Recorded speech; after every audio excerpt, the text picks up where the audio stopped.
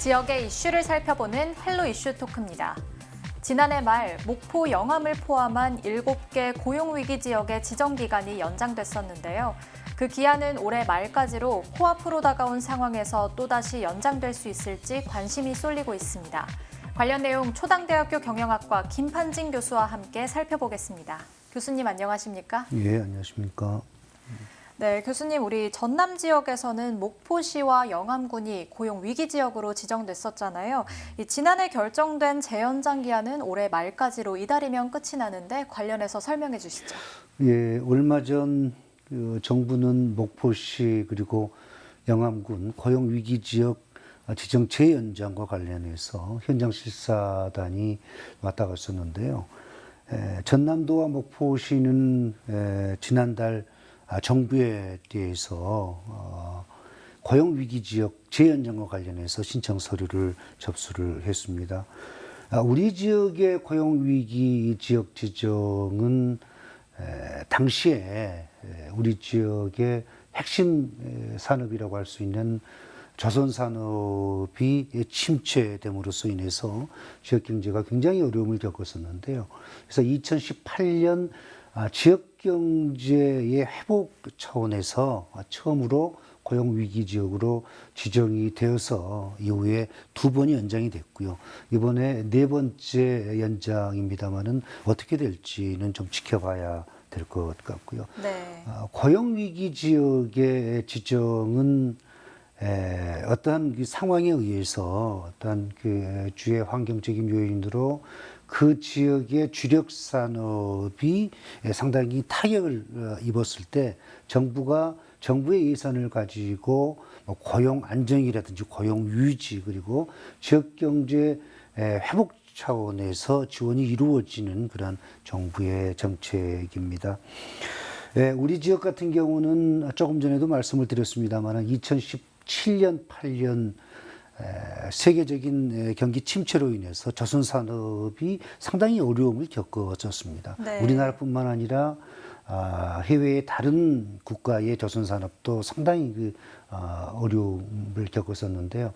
따라서 2018년 처음으로 이제 고용위기 지역이 지정이 됐었고요. 물론 최근 들어서 조선 산업이 어느 정도 회복이 되고 있다고 그럽니다만 그래서 해외 수주 물량도 좀 늘어나고 그러는데요. 워낙 타격이 컸었기 때문에 아직까지도 완전 회복이 되지 않은 그런 상태라고 얘기할 수가 있겠습니다. 그래서 전남도나 목포시 또 영암군 또 정치권에서는 아직까지는 우리 지역의 조선산업의 활성화를 위해서 정부의 지원이 필요하다라는 그런 입장이고요. 정부를 향해서 이번에 그 재지정에 대해서 좀 강력히 요구를 하고 있는 것 같습니다. 그러나 문제는 이제 정부의 지침사항을 보면 4번까지의 연장은 좀 어려운 것으로 나타나고 있는데요. 네. 현재 상황이 위기 상황 아닙니까? 그리고 앞으로도 이 같은 위기 상황이 극복이 된다, 단기간에 극복이 된다라고 우리가 예상할 수 없기 때문에 아마 정부도 조금 재연장 쪽으로 좀 방향을 선회하지 않을까 그런 생각을 해봅니다. 기대 섞인 그런 예상입니다. 네, 고용 위기 지역의 개념 등 다양한 이야기 전반적으로 말씀해 주셨는데요. 그럼 이 고용 위기 지역 재연장과 관련해서 현 상황은 어떤지 좀 궁금한데 전남 지역의 전반적인 경제 상황과 함께 말씀해 주시죠. 예, 만약에 목포시와 영암군이 고용 위기 지역으로 재연장이 된다면 지정이 된다면은 가장 조선 산업과 관련된 그러한 부분에서 많은 혜택이 주어질 것으로 생각을 하고요. 네. 또 그와 연결된 그러한 기업들의 많은 도움이 주어질 것으로 생각을 합니다. 그렇지만은 고용위기지역 재연장과 관련해서 내년에 당장 우리 지역의 어떤 중소기업이라든지 또 소상공인 또 지역 경제에 긍정적으로 영향을 미친다라고 얘기하기에는 조금 시기상조인 것 같고요. 좀 시간이 지나야 될 것 같다고 여겨집니다. 그리고 지난 11월 말에 호남지방통계청에서 우리 지역의 전반적인 뭐 경제 동향, 경제 상황에 대해서 발표를 했는데요. 인구 관련해서 전년 전월 대비 우리 이 전남의 인구가 3,362명이 이제 다른 지역으로 빠져나간 것으로 나와 있습니다. 네. 그 중에서 좀 주목해서 봐야 될 부분이 20대가 무려 마이너스 3,291명, 그리고 10대가 마이너스 510명이 지금 다른 지역으로 빠져나갔다는 겁니다. 이는 아마 교육 때문에 이렇게 빠져나간 것으로 여겨지는데요. 사실 20대의 인구가 많이 빠져나간다고 하는 것은 우리 전남의 어떤 미래에 대해서도 상당히 부정적으로 영향을 미칠 수 있기 때문에 이 부분에 대해서는 아마 전남도 차원에서 좀 심각하게 좀 문제 해결을 위해서 좀 노력을 해야 될 것 같고요. 네. 또 목포시 같은 경우는 마이너스 1,109명이 빠져나갔고요. 여수시가 1,120명, 광양시가 500명 순인데요. 왜 그러면 이 목포시의 인구 유출이 좀 많냐라고 하는 것은 제 개인적인 생각입니다만은 남학의 오룡지구가 지금 택지 개발이 끝나고 이제 아파트가 들어서서 입주가 시작이 됐었는데요. 목포시의 시민들이 오룡지구로 이전을 하면서 이사를 하면서 발생한 그러한 그 인구 유출 현상이 아닐까 생각을 합니다. 그리고 또 지난달 말에 한국은행 광주 호남본부에서 광주 전남본부에서 발표한 자료에 의하면은 우리 전남의 9월에 제조업 생산과 관련해서는 소폭 상승하는 것으로 나와 있고요. 또한 서비스업 같은 경우도 약간 증가한 것으로 나와 있습니다. 그렇지만은 건설업은 상대적으로 좀 하락한 것으로 또 발표가 되고 있고요. 실업률 같은 경우도 1.4% 전년 대비해서 한 0.1% 하락이 됐으니까 실업률이 하락이 된다고 하는 것은 그만큼 경제가 어느 정도 회복되고 있다는 그런 의미거든요. 따라서 우리 이 전남의 전반적인 경제 상황, 경제 동향이 조금은 그 수치상으로 봤을 때 나아지고 있다라고 얘기를 해도 괜찮을 것 같습니다. 네, 말씀해 주셨듯이 이 경제 상황이 이전보다 조금 나아지기는 했지만 사실 아직까지는 그렇게 많이 호전되진 않은 상황 속에서 무엇보다 고용 위기 지역 재연장이 또 필요할 것 같다는 생각이 드는데요. 그렇습니다. 그렇다면 고용 위기 지역으로 지정되면 어떤 혜택이 있는 건가요? 예, 고용 위기 지역으로 지정이 되면은 가장 먼저 고용과 관련된 그런 그 정책적인 지원이 있습니다. 고용의 안정, 고용의 유지, 그리고 또 실업자들에 대한 어떤 재교육, 또 재취업과 관련해서 정부의 예산으로 지원이 되고 있고요. 그리고 또 기업이라든지 자영업자들에 대한 어떤 재정적인 지원, 또 다양한 혜택들이 포함이 됩니다. 만약에 재연장이 되면 1년 정도 이와 같은 혜택을 다시 누릴 수 있으니까 우리에게 있어서는 상당히 좀 중요하다고 얘기할 수가 있겠습니다.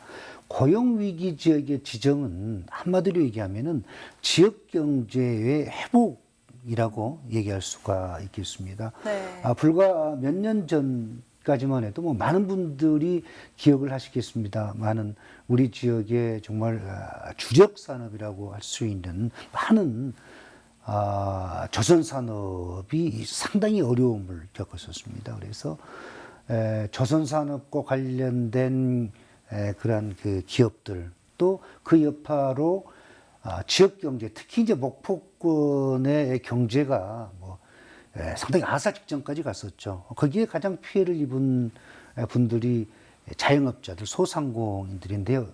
이분들에 대한 얘기는 제가 조금 이따 말씀을 드리도록 하고요.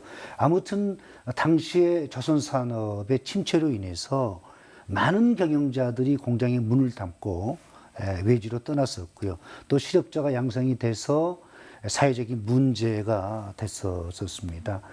특히 이제 뭐 음식업 같은 서비스 부분에서 상당히 좀 피해가 많이 갔었고요. 그런데 지금은 피눈물을 머금고 떠났던 기업들이 다시 이제 하나둘씩 돌아오고 있습니다. 그리고 또 실업자분들도 이 지역의 경제도 어느 정도는 좀 회복 단계에 있다고 할 수 있는데요. 따라서 만약에 고용 위기 지역으로 재연장이 되면 이와 같은 경제 회복이 조금 더 빠르게 진행되지 않을까 생각을 합니다. 특히 목포시나 또 영암 같은 경우는 우리 전남도 내에 있는 22개 시군 지자체를 제외하고 타 시도의 기초 지자체에 비해서 재정 자립도가 상대적으로 굉장히 열악하거든요. 낮거든요. 네. 따라서 이와 같은 위기를 극복하기 위해서 뭐 전라남도나 목포시나 영암군이 나서기에는 상당한 무리가 따를 수밖에 없습니다. 따라서 이와 같은 어려운 상황을 극복하기 위해서는 정부가 나서야 되는데 어떤 그 지침사항이 때문에 조금 어려움이 있는 것은 사실입니다만은 아마 정부의 가장 현명한 그런 그 선택이 있지 않을까, 또 있어야 되지 않을까 기대와 희망을 가져봅니다.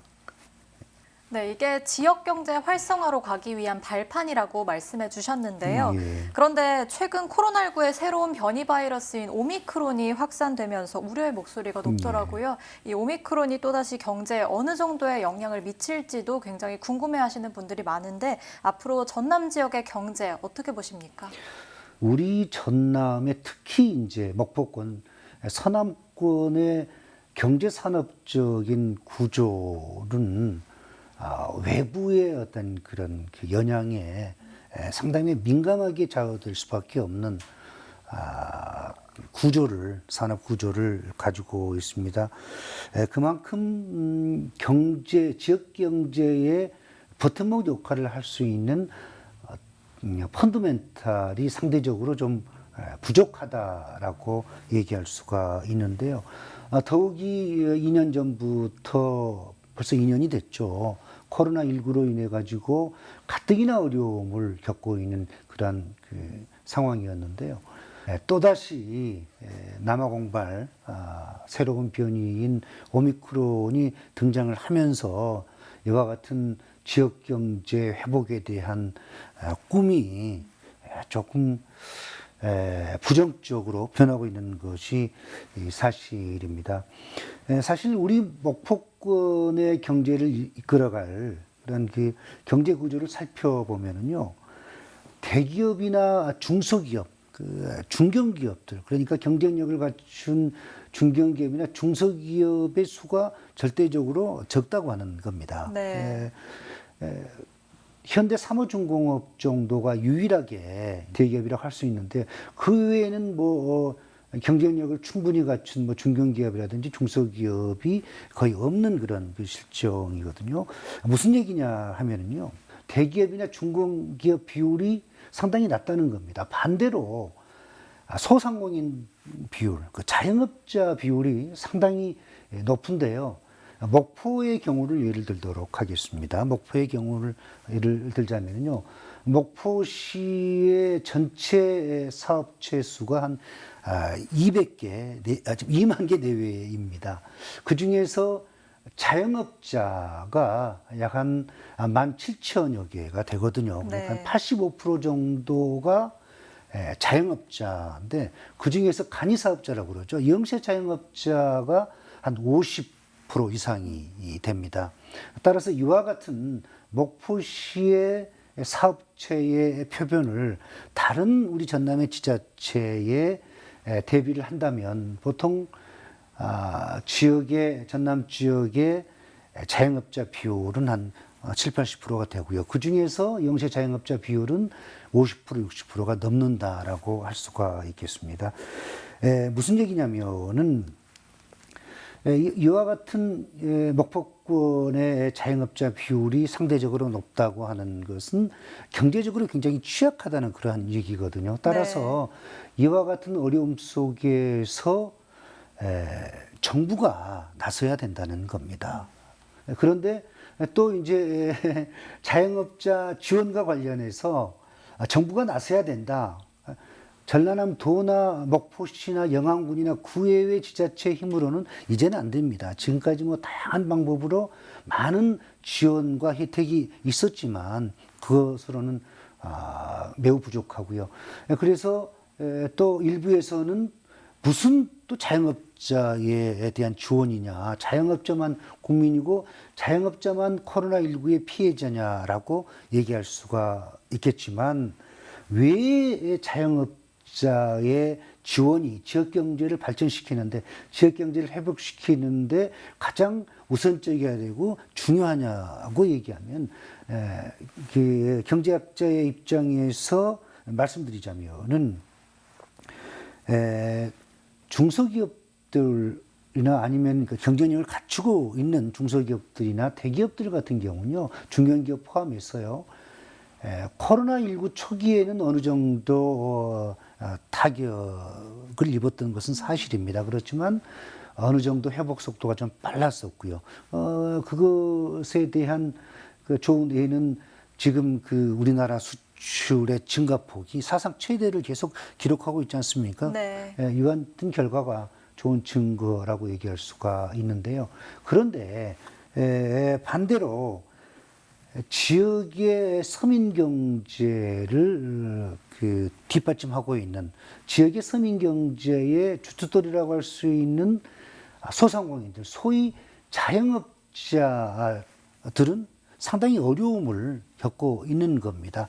사실 그들이 가장 많은 피해를 보고 있다는 겁니다. 그러면 자영업자들이 누굽니까? 바로 우리 동네의 마트의 사장님들, 주인이라고 할 수 있죠. 또 음식점, 뭐 채소 가게, 여러 가지 또 물건을 파는 뭐 잡화, 이러한 가게들을, 점포들을 운영한 자영업자들은 바로 우리의 가까운 가족이 될 수도 있고요. 또 우리의 가까운 친지나 이웃이 될 수도 있고, 또한 우리 친구의 아버지, 어머니가 될 수가 있거든요. 그런데 이분들이 무너지면, 즉 서민 경제가 무너지면 결국은 이와 같은 자영업자들의 어려움이 지역사회의 문제로 대두가 돼가지고 결국은 그 피해는 고스란히 우리에게 올 수밖에 없는 거거든요. 따라서 고용위기 지역의 재연장에 따른 지역경제의 회복을 위해서는 재연장도 필요하지만 그에 따른 일단 자영업자들의, 소상공인들에 대한 지원이 필요하다고 하는 것을 좀 말씀드리고 싶고요. 그리고 우리하고 비슷한 우리도 이미 이제 선진국에 진입을 했기 때문에 우리하고 비슷한 선진국 같은 경우도 자영업자를 지원하는 그런 그 비율이 우리나라보다 한 4배에서 많게는 10배 정도 많이 지원이 이루어지고 있습니다. 네.